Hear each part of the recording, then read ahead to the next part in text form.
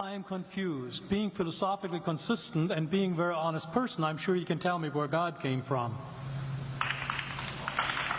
And in addition, once you've told me where God comes from, please try to clarify how you can figure that a spiritual force can have an impact on a material universe to create it.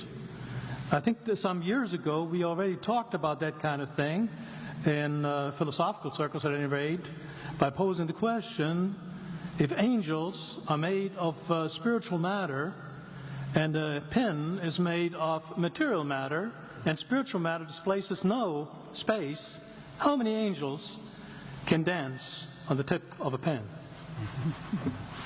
I have a sense of sort of reversal experience here, but please do, go ahead. You got 5 minutes. Now, I just want to know which question. That's all right. You may take the rest of the minute. We're supposed to do one question at a time. Which one would you like? That was part of the format for the debate. So which question? I want you to fill in the story of the rest of the beginning of the universe. God, spiritual matter, impact on material matter. Okay. So 2 questions. All right. Go ahead.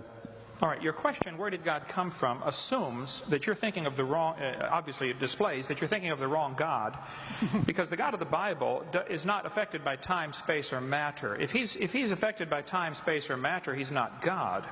Time, space, and matter is what we call a continuum. All of them have to come into existence at the same instant, because if there were matter but no space, where would you put it?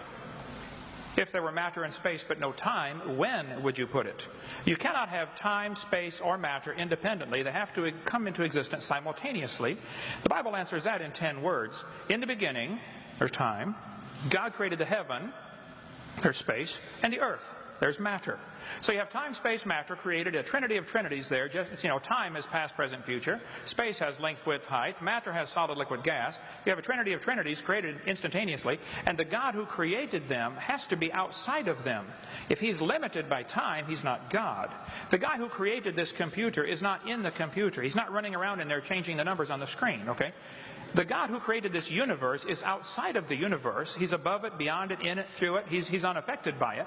So the concept that a spiritual force cannot have any effect on a material body, well then I guess you'd have to explain to me things like emotions and love and hatred and envy and jealousy and rationality. I mean, if your brain is just a random collection of chemicals that formed by chance over billions of years, how on earth can you trust your own reasoning processes and the thoughts that you think? Okay, so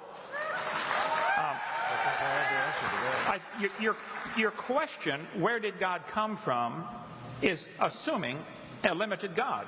And that's your problem. The God that I worship is not limited by time, space, or matter. If I could fit the infinite God in my 3-pound brain, he would not be worth worshiping, that's for certain.